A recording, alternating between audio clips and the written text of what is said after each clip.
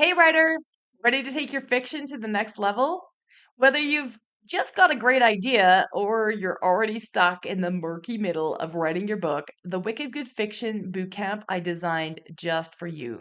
This 8-week self paced online course gives you the tools, the guidance, and the support you need to get to the end of your book and know that it is wicked good. Head to suzyvidori.com/bootcamp or follow the link in the show notes for more information and get started today. I'll see you inside where I'll be there to support you as you comment and share your work throughout the course.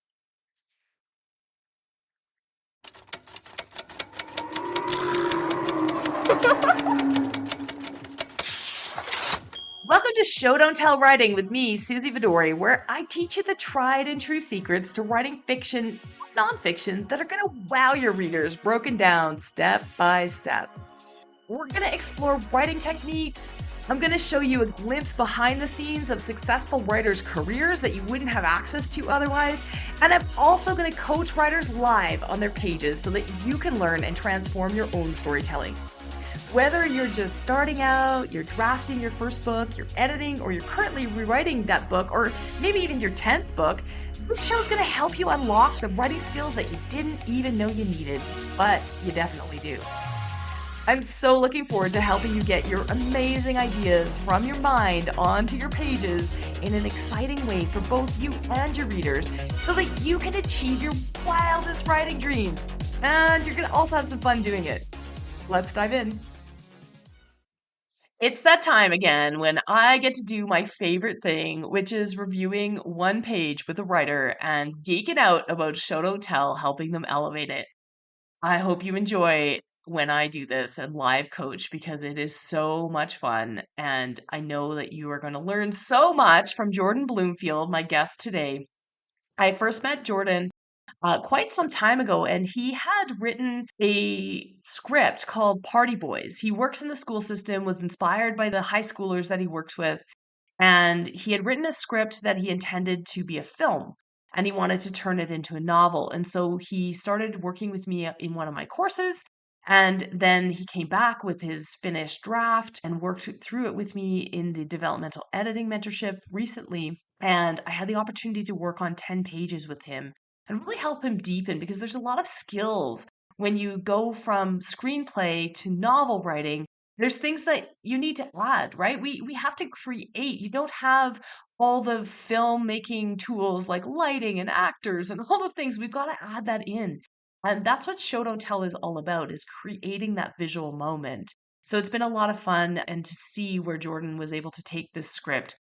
I picked this one page in particular and I wanted to workshop it with Jordan because he's done a lot of things well. He's now combining inner thoughts and reactions and all those things onto the page that he didn't have in his script because it wasn't necessary. But I really feel like this one page, I want him, he's got a really deep cast of characters for his young adult novel. And they all kind of feel similar here. And so I wanted to talk with Jordan and see if we can just tease out a few things about each of these kids that are in his book to make them show their personalities versus having to guess or having to tell us. So, without further ado, I'm going to read you this one page. So, basically, the premise of Party Boys is these kids who are 16, they're in 10th grade, and one of them somehow tricks a group of people into thinking he's a senior, right? That he's a senior in high school. And so he's acting older and he's trying to convince his buddies, they've been buddies for a long time, that they can do it too. And they're a little wary. And of course, as we can all imagine, it's going to end spectacularly badly. But this is a scene in which Mike, the character who is already sort of he joined the senior football team because he's this football protege. And so he somehow gets accepted into this group and he wants his buddies to do the same. And they're like, I don't know. So that's what this scene is all about. They're in a skate park, which is already established earlier in the scene, and we will go from there. Mike, Ben says, we're all 16, dude. There's no way they're going to believe we're all 18. If you blend in like me, chances are they will believe you're 18. Just do what I do, dress how I dress, and play it cool, Mike says. If it worked for me, then it will work for you. I've spent a month blending in with the seniors, and I've already built myself a reputation. I met other seniors who are actually really cool, so I've been making new friends, and a lot of them are girls. Older girls, Craig rephrases. Ben has seen multiple girls around Mike in the hallways in between classes, especially one that has dark long hair with gold highlights who constantly clings to him like a honeybee on a flower. Girls never used to talk to Mike that much, even girls his own age. Probably because of that one time when he sprayed soda on some of them in middle school. But now a lot of the senior girls are talking to him because of his white lie. One of the senior girls I've heard actually has a crush on me, Mike goes on. No way, Colin says as he skates away on his board. Can't be true, Colin adds in as he leans closer. You serious? Ben asks with a straight face. I'm not kidding, Mike replies. Her name is Sandra, and she broke up with her boyfriend a couple of months ago. Now she's interested in me. This must be the same girl with the gold highlights who has been hanging around his arm. Ben bites back the urge to say, I hate you, and instead says, Way to go, man. He claps him on the shoulder with a hard hit and slaps his hand with the urge to squeeze it tight, but resists. You guys could be a part of this too, Mike replies. All I have to do is introduce you, and they might assume that you are both also 18. Ben isn't sure if this is true. It must take more than just blending in to convince seniors that they are older.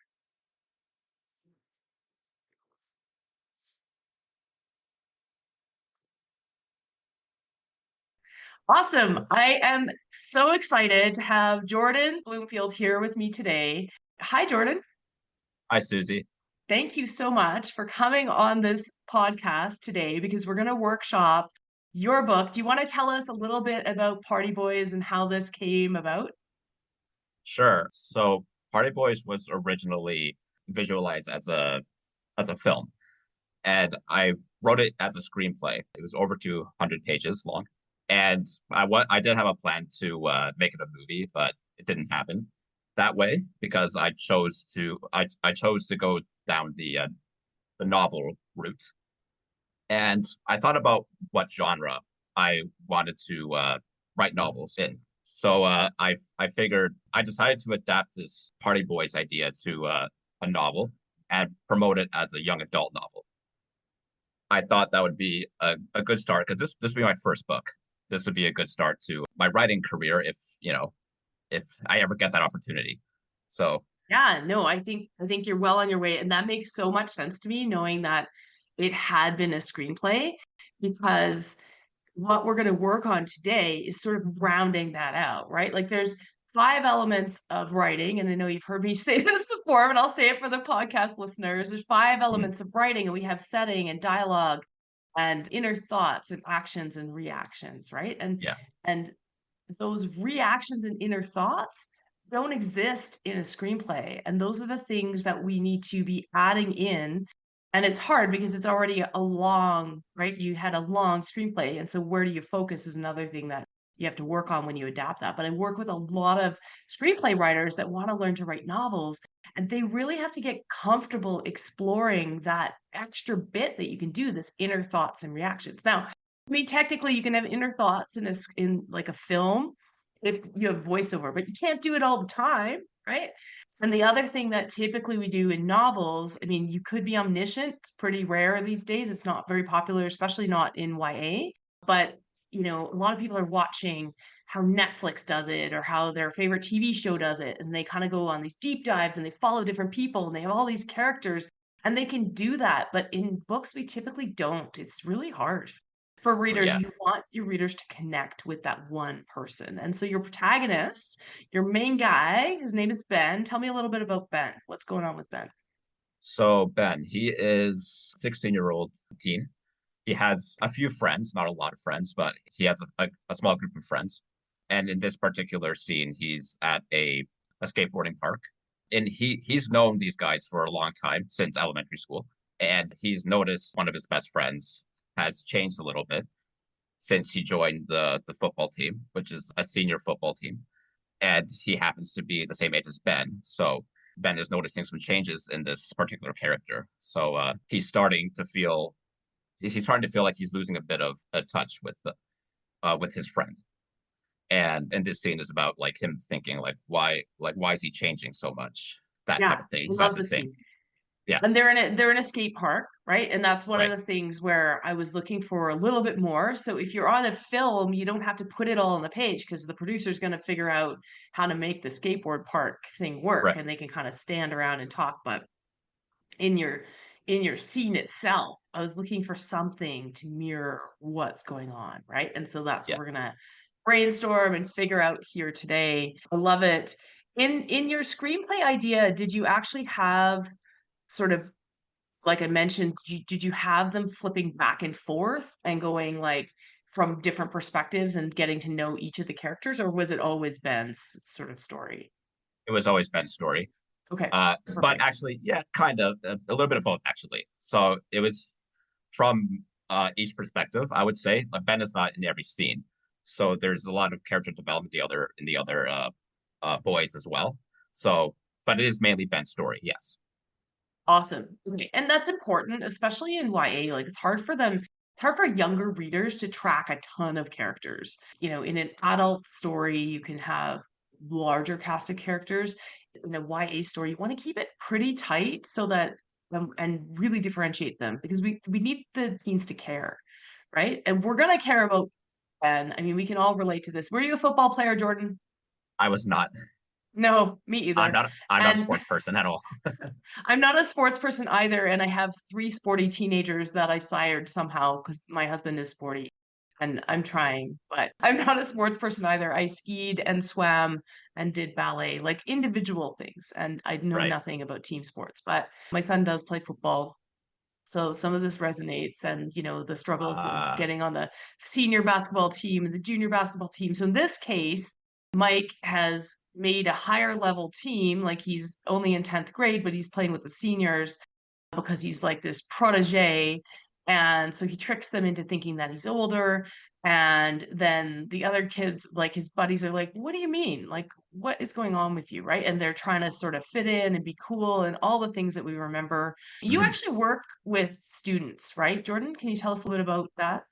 Yeah, yeah. I'm an educational assistant at a high school. Yeah, I work mainly with students, who have a variety of exceptionalities like ASD and whatnot.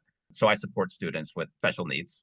And yeah, I've been an EA for about 2 years now, and it's been a really good experience. And I think because I've been working at a high school, I'm learning more about, teens with, Yeah, absolutely. yeah, like such as behaviors and how they behave and socially and whatnot. So it's sort of observing, and it helps. It helps with this particular book. Absolutely. I mean, you have such an advantage. A lot of times people want to write YA and they have no idea what a 16-year-old would say or sound like or act like, and you have all Mm, that knowledge. And so mm, what we need to do is get a little bit more of this on the page, and we're going to do that today. Okay. yeah, So the passage that we're working on, it's a little more than a page, but you had submitted a 10-page sample, and so we just took the page where I think we've got it like almost, and we just need to do a little bit more. And my hope is, Jordan, that after we work through this, and you could sort of see what's possible in a novel versus a screenplay, that you'll be more confident in putting that stuff down that you actually know. Right? right, The passage opens with Mike. Ben says, "We're all 16, dude. There's no way we're going to believe we're all 18." And by the way, I think Ben is quite right. Eventually, they're going to get caught, which is part of the fun of it, right? And the kids yeah, that are reading it are going to know as well. But here, they're in a skate park, right? And I'd love for you to show me a detail about his face or his posture. And it's not about like having 3 pages of description everywhere. You've already got a long word count. We don't want to be adding tons of invaluable description. It's like peppering it through, so mixing it up, right? So yes, here, I would love to see Ben's face or his posture, meaning like, how is he standing? What's he doing? And you've got some of that in here, but right here, where he's like, dude, no way, right? I don't know what he'd be looking like, but we've lost a little bit of grounding in the scene. Like, there's a lot of talking and there's some yeah, skateboard flipping. They're in a skateboard park and you've added some of that, but it's still missing like an action or something happening. So when you've got characters standing around talking, a neat thing to think about is how can I use whatever's happening in the scene? In this case, it's flipping skateboards. Many writers, I see this over and over again. Please don't do this. They go make tea. 16-year-olds are not gonna go make tea, but when I tell people, "Okay, something has to be happening in the scene," and I get the scene back, and I don't know why, they're always making tea or sipping tea. Maybe people I mean, I drink tea, but, like, it's not a big Me part too. of my life. You drink Yes, tea too? I do. Yeah, Yeah. and maybe your characters I don't know in this book if they ever drink tea, but it's not enough, right? Like, it's not enough to just have them doing something. What the cool thing about a novel and when it really, really works is when everything that you include actually relates. So Yeah. here we're talking about them setting themselves up for failure, basically, right? Yeah. Exactly. Yes. Yes. They're gonna pretend that they're seniors to get into the parties and to get girls and to do all the things that they think they want. I'm assuming they're gonna go through some growth and realize maybe that that isn't really what they want. Jordan's nodding his head. See, the listeners can't see that, but yeah, but the thing is like how do we mirror that in the scene? So you can actually do more than just flipping skateboards. And what I was thinking was like, what if one of them is setting themselves up for failure here? And Colin skates away during this scene. And so I was thinking it would be great if it were him, right? Because he's like, I'm done with this. And then he goes and sets himself up for failure and he tries a trick that he can't do and he like crashes, right? Like we could actually mirror what their conversation is with what's happening in the scene. And what that does is it reinforces it, right? We can mirror it, we can contrast it, we can like reinforce it, we can do all kinds of stuff. So when you're thinking about the actions, it's about more than just I'm standing around or showing my posture. Yeah. It's also what the heck is happening in the scene? And if you think about it, it'd be amazing when this eventually becomes a film, even if it's a novel first, maybe it will still become a film, right? Mm, Let's manifest that. possibly. It's gonna become a film. And so what could happen in this scene? You don't want them standing around the skate park talking for an entire scene. That's not very interesting on the screen.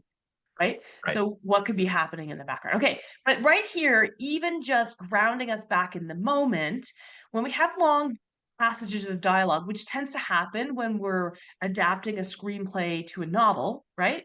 Right. Obviously, because the screenplay is really heavy on dialogue, and then all that other action stuff is stuff that gets added in later that the writer doesn't really do. So in this case, what's happened is because we don't have enough of that action in between, it's like the dialogue starts to float, right? And we can become ungrounded or untethered to that scene as we read. We kind of forget where we are. And that's called it's actually a thing called talking heads. It's like where they kind of like float up and it's like eventually in your reader's mind, if you do it long enough, and you haven't done it long enough here, but it could be the fact that all you kind of picture is their heads and they're like blah blah blah blah blah and blah blah blah blah blah and talking back and forth, right? And Mm, that's not what we want. We want to still imagine them in their whole bodies in the state park. It's real, it's gritty, we're there, all the things. And so to do that, we have to check in with them. So here, I would love to see Ben's face. We're all 16, dude. Like, is he like scrunching up his nose? I think I've got some suggestions here. Again, if you love my suggestions, take them. He could, Ben can scrunch up his nose to show his displeasure, or maybe he stands on his tiptoes, stretching himself to look taller with a big grin on his face. Like, what are you talking about? Right? Like, am I gonna pretend to be 18 when I'm like gonna walk around like this? Right? Like, I don't know enough about Ben from this snippet to know what he might do. And gotcha. maybe like you could say also, Susie, you're totally out to lunch. Ben wouldn't do any of those things. And I'd say, cool, what would he do? Right? Yeah. So I won't put you on the spot. If you have an awesome idea, butt in here. But yeah, here he needs to do something to show us his personality, right? Okay. So then it says, if you blend in like me, so this is Mike going like, yeah, yeah, yeah, I got this, right? Chances are Hmm. they're gonna believe you're 18. Just do what I do, dress how I dress, and play it cool. I love that line. He's such like an arrogant guy. Again, he could mirror what he's saying. He's talking about do what I do, dress how I dress, play it cool. He could do something right here that reinforces it. Like maybe like I put in here, he's slipping on a dark pair of sunglasses, right? I don't know if that's cool these days. Probably my kids would tell you that isn't cool. You're in the school system. You know what's cool. What would that look like if somebody's trying to pretend to be cool, right? Dress how I dress. Maybe he's brushing off his football jacket that he's dressing, like all those things. Or, but give us an indication. So he's giving this instruction, but he's also in the moment acting this out. So show it, don't tell us. Don't tell me that Mike is being cool. Show it. I don't know what that is, but you do, right? You can see what that cool kid in the hallway that you're inspired by to write this book is doing. So then we get to this part. Oh, sorry. I think is it Craig that skates away or Colin? I'm getting Colin. confused by the names. It's And Colin, that yeah. is, yeah, that is one thing. Sometimes, I mean, they are different and they will sound different in an audiobook. Again, we're manifesting here. When this becomes an audiobook, those will sound sufficiently different. But sometimes when we got like a group of kids or a group of characters that have similar names or names even that just start with the first letter, the way that the Yeah, human brain works is it will get them confused. right. Um, unless they're significantly different. And now this used to be, I mean, it's always been an issue for names with the first letter, especially, but especially if they're in the same scene, then it can be Yes. confusing because they're kind of skimming, especially the dialogue tags. Like we're skimming those dialogue tags, like if you've got a strong reader reading this. And so we want to kind of make sure that they're different. So consider that. And then with the advent of audiobooks, which this will become, of course, we're manifesting again, then you also want to say them out loud and make sure they don't sound the same. One of my colleagues who did some Audible exclusives or Audible originals, and her books came out first on audio. She started to realize as people wrote, it was a fantasy book, and she started to realize as people wrote reviews for her book that people had no idea what the names of the characters were. Like they couldn't spell them and they couldn't figure it out or they got it wrong. Or they misheard them because they were unusual names. So audio's doing all kinds of funky things. And then she learned from that. And the next time she did that, which was released on audio first, she put a pronunciation guide or like a glossary of the names just so that people could actually have a conversation. And her books did really well. And people weren't able to have that conversation about the names, which was kind of weird. Okay, so as well, we've got some dialogue tags. I know that we've talked about this before. Your punctuation in this, by the way, is perfect. You've totally nailed how to actually punctuate dialogue, which is no mean feat, right? It's actually really hard. Writers that have been writing for years get this wrong. And it's really difficult. If you get it wrong the first time, it's very difficult to fix it because when you read Mhm. it back to yourself, you hear the characters' voices. So you're also ignoring them, right? So we ignore dialogue tags when we read. Now, if you are writing for a sort of a lower, we've had this debate before, like what age group are you writing for? In YA, the protagonist's age, the age of your main character, is the main determinant of whether or not it's well, like what category it falls into, because readers will only read about characters who are older than them. So you and I have had this debate, you've been in Yeah, my courses, we've had this debate. You've made them 16, which is perfect because now you're in upper YA, which means that 14 plus will read your book. Now, 14 plus and the higher reading level means that you don't need all of these dialogue tags. So Craig rephrases, you don't need them necessarily if you replace them with action beats. So one thing that you can do because you had this sort of bloated manuscript or bloated screenplay, like with lots of words, hmm you need to add stuff, you can actually replace some of these dialogue tags, and don't just remove them. Like people sometimes misunderstand this advice and just remove them entirely, and then I have no idea who's talking and I get totally lost. Don't do that. You can remove them if it's totally obvious. There's only two characters in the scene and they have sort of a quick back and forth, then you might get away with it, but do that as an exception, not a rule. Instead, you can add an action beat. So here, older girls, Craig rephrases. I love it. So here, instead of using that boring tag, Craig rephrases, right? Which, by the way, again, when it becomes an audiobook, is going to hear like sound really redundant. When we're mm reading, we skip it, especially older readers and 14 plus readers already are reading really quickly, those who are going to read these books. So change it, make it an action beat instead, and then you save some word count, right? So he pretends to swoon, older girls, Craig pretends to swoon, right? Or older girls, Craig nods with respect. Can you see how right. different those are? And again, I don't know, Craig. I don't know which one of those he might do. He might do neither of those, but make it interesting. And we're not adding a ton of word count. Does that make sense? Absolutely. Okay. How are you feeling so far, Jordan? Good, good. This is very helpful. Awesome. Yeah, I appreciate this. What's Craig's role in their group? Do you know? Like So they have Craig, different personalities, right? they all have different personalities. Hmm. I do envision Craig as pretty loony, very Okay. energetic. Yeah, so he can be very, enthusiastic with certain He's the things. drama guy, right? Like he's the guy that's gonna bring the drama. Is that right? Drama or even, I suppose, comic relief too. Okay. Yeah, so he's just kind of, for lack of a better word, kind of a wacky character in a sense. Awesome. So give him a wacky action here, right? Like Mhm. I can envision older girls and Craig rephrases and maybe he's, I mean, I don't know how spicy you want to get here, but maybe he's pretending to like hold up his boobs or something. Like I don't know what he's gonna do, but he's the comic relief guy, then give him a comic relief thing, right? So Yeah, you've got all of this in your head, Jordan, and you're not gonna have the opportunity to produce this as a play or a film and to hire the actors and tell them what to do. It's got to be on the page, right? yeah, So yeah, let him do something. I mean, older girls, there is so many things he could do here that are hilarious, right? So think of something hilarious, make him do it. I'm not really there's very it's funny actually because when I met with a colleague or somebody that I grew up with like years ago when I was first writing a book, and he said to me, oh my gosh, I can't wait to read your book and see your biting humor in a book is going to be amazing.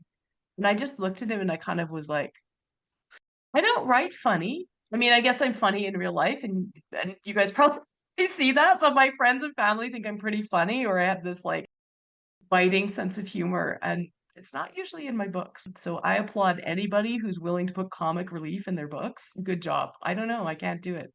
Okay. So next we're moving on. Okay, so now we've got a great example. You're going into Ben's inner thoughts. So you've actually done a good job on this page of sort of mixing those five elements, which is something that we've been working on. So great job in giving us a specific instance here. Ben has seen multiple girls around Mike in the hallways in between classes, especially one that has dark long hair with gold highlights. Okay, I love that. She's memorable, right? Dark long hair with gold highlights is pretty interesting. But I also love, that you didn't just leave it with multiple girls. That's one of the tenets that I teach of show don't tell. When we're in a crowd, right? And I think that's probably what you did because I think I've read this one before and it didn't have it. And then show me one specific example. It's way more interesting. So good job. And you've got who constantly clings on to him like a honeybee on a flower, which is awesome. And that shows me a little bit about Ben because anybody who thinks like that, a honeybee on a flower, is probably a little bit more prosy, a little bit more reedy. Like Jordan's nodding his head. Am I nailing Ben? I don't know. But we're in his point of view. So it has to, anything that's in his inner thoughts can show us what he's like. Is this something that Ben would say? I believe so. Yeah, Yeah. I think that is how I depict him. Yeah, he's kind of he does have a sensitive side, I suppose. Yeah, Awesome. It's like poetic almost. I like it. yeah, So we've got girls never talk to Mike that much, not even girls his own age, probably because of that time when he sprayed soda on some of them in middle school, right? And again, here's where I would love you to take this further because it's a hilarious image. He sprayed soda on some of them in middle school. And I was suggesting that you take it like even further. I want you to be confident in these examples, right? It's great. It's alive in your mind. You're imagining like getting soda sprayed all over you in middle school. Take it even further. And the girls had to sit through afternoon classes with wet, sticky hair that clung to their faces, right? Like, yeah, and I see you smirking. You're like, yeah, that's cool, right? Like, we want to see that image, show it to us, right? Because you've told us what happened. Now, like, show us what the consequences of that were. Make it right. uncomfortable. I mean, everybody's spilled soda on them somewhere and hopefully not have to sit through class. Yeah, But yeah, yuck. And then senior girls are talking to him now because of a white lie, right? So then Mike starts bragging about the one that has a crush on him, and now Colin's like out, right? Colin says, no way, and skates away on his board, which is great. I think you mean to have him skate away to show that he's not into this conversation. Is that right? that's right. Yes. Yeah. So you've done a great job of showing us and not telling us that he's not into this conversation. But I mostly care and I'm tracking Ben's thoughts on it, right? So I also need Ben's thoughts pretty quick, because he's my Hmm. main character. So everybody's like scoffing this, right? Or sorry, Colin skates away on his board. Craig says that can't be true, but leans in closer, right? You're doing a great job here. You're showing me with their body language how they feel about this. So I'm assuming Craig leaning in closer, you're trying to show me that he's clearly more interested than he's letting on. Yes, exactly. So they're all reacting differently. Now, Ben's was kind of odd. So you did a great job with Colin and Craig. And then Ben says, "Are you serious?" with a straight face. And I wasn't sure where Yeah, you were going with that. yeah. I was having trouble trying to think of a visual for Ben's reaction. Um, Okay. I just wrote straight face for now. Yeah. I do Okay. plan to change it for sure because I can do Right. better than Yeah. And I mean, we're in Ben's head as well. So remember, Ben can't see his own face. So straight face kind of works because you know that like you're trying, like maybe you're trying to keep a straight face, right? Like that. Yeah. if you're staying internal to your character, because we can't really see our own face when we're standing in a skate park. But yeah, he's the main character, so really was looking for a little bit more of his thoughts here. Why does he have a straight face? Is he curious but doesn't want to let on? Like, I just didn't know. And you can use thoughts instead of sometimes when we can't think of a reaction or like an expression. Again, it could be facial expression or posture are the two that are sort of the most obvious ones to use. So he could be shifting from foot to foot, or he could be, and again, I don't know what else you've used, so don't let me. These are, fairly generic ones, so get creative. If he's this poetic guy, asks, maybe he's cooking something, adjusting his zipper or doing like looking down and like trying to be small. I don't know. But I'd love to know, and you can add inner thoughts here as well. Might be a Mhm. good one if you can't think of an action. So are you serious? Ben, and then whatever he's thinking. Like Ben's curious, but he doesn't want to let on, right? And that's a tell, but it's okay sometimes to have a tell, especially if we can't interpret the action. Right.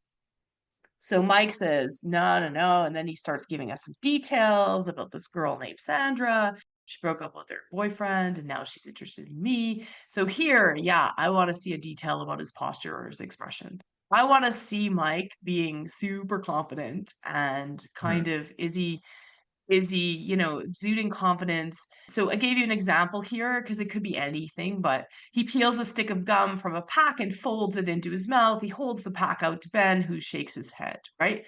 Like he's like just saying it's so cash. And I'll send you all of this. Yeah, so Ben kind of muses in his inner thoughts. Good job adding them here. Okay, it must be the girl that I've seen him with. And he bites back the urge to say, "I hate you," right, to Mike. And instead he says, "Way to go, man." So he says something, I love that sort of tension, right? He says, "Way to go," but he's kind of pissed off. And he claps him on the shoulder with a hard hit and slaps his hand with the urge to squeeze it tight, but resists, right? Here's where I was like, okay, there's things happening and you've got them, you're getting the sort of shows here, Yeah. but I'm looking for something bigger, right? So because they're still talking. Colin had skated away a minute ago, so I'd love to have seen him clatter to the ground or something, right? Like we want to mirror this Bottom. bravado. Yeah. So Colin had skated away a minute ago. So what if he clattered to the ground here and have them have to go help him up while they're still talking? Which is a metaphor for the failure that Ben's worried about in this plan. We're setting Hmm. ourselves up. We're trying something that's beyond our reach, right? Like, you don't have to use that, but something bigger needs to happen in Yeah. the scene. Yeah. Right. Yeah. Any thoughts? Yeah. No, I like that idea. If something like a foreshadow almost, right? Like something that Yeah. Yeah. occurred. Like Yeah. exactly. In a screenplay, it'd be a foreshadow or something planted. But here we're actually reinforcing, right? So that you don't have to tell us so much. We're reinforcing this. And it's subtle enough that most readers won't pick up on it overtly. They'll actually notice it. Like, the thing that happens over and over again is when we apply these techniques, I get comments or my writers get comments from agents and publishers and from readers like, "I don't know what happened, but the scene is amazing." Right? And it's like this subtle reinforcement. It's like this psychological thing where something's happening and then something else is happening, and they do it all the time in film. And it's Yeah. something that we miss a lot of times in writing until that sort of 3rd, 4th draft. And so, yeah, so when you adding something, make it more paralleling, if that makes sense. Yeah, absolutely. So again, like the next paragraph, I'm looking for like, how does it feel in their body? Right? Like if you're trying to convey, so Ben isn't sure, this is what it says. Ben isn't sure if it's true. It must take more than just blending in to convince seniors that they're older, right? And so we're doing a little bit of telling, which is fine. But what is he experiencing in his body right now? I want to be Ben, like doubting this. He's kind of like, I think he's excited. Like, whew, maybe this is an option. Maybe I can do this. Hmm. But if you're trying to convey excitement, maybe Ben's head was spinning. Could it be that easy? Right? Maybe he's wary. I don't know. Again, I don't know Ben well enough, but you know. Is he wary? Like, what the hell? Like a knot was forming in Ben's stomach. Like, this is a bad idea, right? Hmm. I don't know what he's thinking. So yeah, I'd love to add in some emotion there as well. So how are you feeling about all of that, Jordan? Can you see how we could take this? Like you're getting it. You've got the five elements. I think that you need to relax a little bit into it and give yourself permission to really spell these things out. How does that Sure feel? thing. Good. Yeah, I like the sound of that for sure. I I believe that I could definitely do all that tweaking and make it, yeah, there. Yeah, and it will add word count. And I know that's not what you want to hear, but you can take out some of the dialogue and you can take out some of the things, and we've worked on some of that before to make space for it. But I really feel like you need that extra layer in these scenes to turn it from a screenplay into a novel. A novel need, Exactly. and it makes so much sense that that's where you started. I mean, as a screenplay, you really do rely heavily on dialogue and Yes. the rest Yes. is kind of for interpretation and setting. Dialogue and setting are Yeah. sort of the things that you can do. Okay, so where are you going to go from here with this? What's your goal for it's early So 2025? What's your goal? so I'm currently working on my fifth draft on Okay. this, and I feel like it's almost there. It's Yeah. definitely, I feel good about it. It's getting there. I think it's almost ready for readers, like better readers. Yeah, beta readers. And Yeah. so do you have the opportunity? I mean, I don't know if it's appropriate to ask your own students. Do you have the opportunity to ask them, or how will you go about getting beta readers? Do you know? Yeah, that's something I've been thinking about. Yeah, I have to make sure, whether it's appropriate for, you know, high school, because it Well, is it. especially given your content, you've got them doing drugs and Yeah, drinking and things. Yeah, maybe exactly not. right. Maybe go outside. Maybe play Um, it safe. Yeah. yeah, play it safe. And I think, there's a lot of things with beta readers. I'd highly recommend when you do get a group of beta readers, Jordan, that you get adult readers and teen readers. And the reason I say that is because ultimately at the end of the day, you want teens to love it. But here's the thing. Guess who reviews these books? Not teens. Adults review the books. And so even if you had 100 teens and 10 adults end up reading it, the 10 adults' opinions actually matter more. I hate to say that in terms of the reviews that you'll get, the like Right. formal reviews. And the reason is number one, teens don't, I mean, they'll review it by giving it to a friend. And you may never know that, or you may meet them later. This is what happens to me is my books are also for young adults and I do a lot of tours and school visits or people might meet me now and it's been a while. I think it's 8 years since my first book came out. So Hmm. those teens that read them or that, when they were 13, 14, and that was the first book that they knew and loved and all that stuff are now Right. in their 20s. Yeah, right, early 20s, and I meet them sometimes, and they'll be like, "Oh my gosh, are you Susie you're Susie Vidori, I read The Fountain, and I'm not famous, like, this is within, Yeah. my own community or whatever." It does happen, though, and Yeah. they're like, "That was my favorite book ever. I bought copies for all of my friends, and we all read it over and over, and then we talked about it, and then, when the next book came" and they tell me this, when you don't find out. They never reviewed it, they never wrote to me, they never told me, right? Like, you don't get to hear it. But an adult reading it might review it. So it matters disproportionately as well, especially for younger readers, like those sort of 12, 13, 14-year-olds. They don't have credit cards. I mean, well, they don't have credit cards until they're 18. They can't, and now they can do it with debit credit and all those Visa debit and things like that. But they Yeah. can't, they don't have Amazon accounts. They can't buy stuff. They have to ask their parents. Or order it through their parents. And so the parents are going to read it and decide, right? In some cases. And so it does matter. I actually, when I wrote book two in the Fountain series, the Westwoods, and I had beta readers that were adults and kids. The kids or the adults gave me rave reviews on one particular scene, and the kids hated it. They were stressed by it. Oh, And it was weird because it was like I knew it was a great scene. It was great writing. It really challenged myself. Nobody's ever read it, by the way, except for those beta readers because it's gone. ah, And what happened was I asked the adults, and to a T, 7 people said that was their favorite scene, the adults. And to a T, the 8 teens that read it, I forget the numbers. I have an episode on it somewhere. So it may not be the same, but something like that. And to a T, 8 teens said that was my least favorite scene. I understand why it's there, but I was so sad I didn't want to keep reading. And I was like, oh my gosh, I yeah. gotta take this out.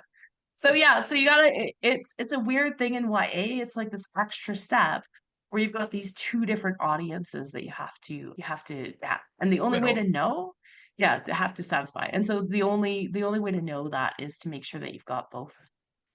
Okay? Yeah. Awesome. All right. So this year is your year, beta readers and onward, and I can't wait to see where you take it. Thank you so much. You're so welcome.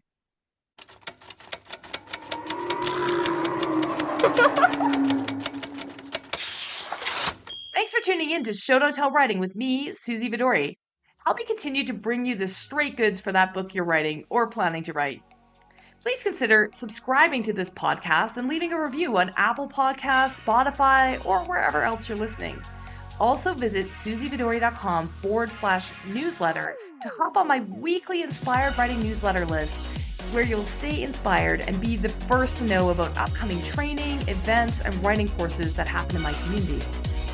If you're feeling brave, check the show notes and send us a page of your writing that isn't quite where you want it to be yet for our Show Don't Tell page review episodes. Remember, that book and your writing is going to open doors that you haven't even thought of yet, and I can't wait to help you make it the absolute best.